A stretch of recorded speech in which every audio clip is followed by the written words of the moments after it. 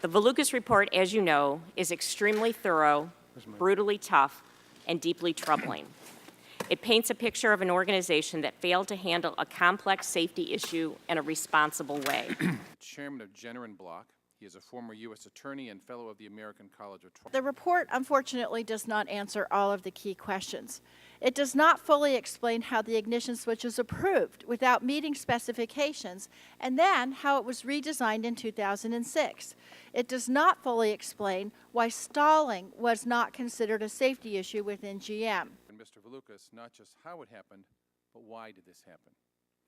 Even when one of the key problems we found is the fact of lack of documentation, which led to lack of accountability.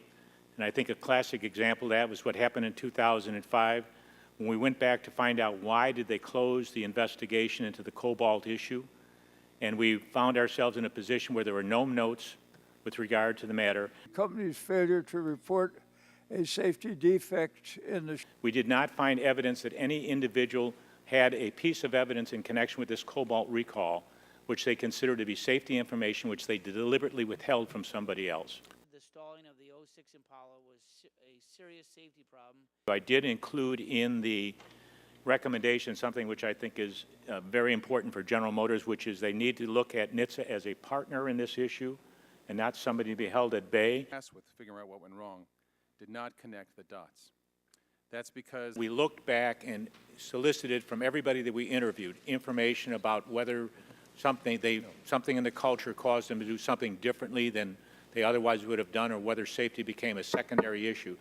Almost uniformly, people would say to us, safety was the top priority. It took General Motors years to figure out why the airbag... I think it's important to note that General Motors wants to reach with this compensation program everyone who lost a loved one due to this issue or suffered serious physical injury. This hearing.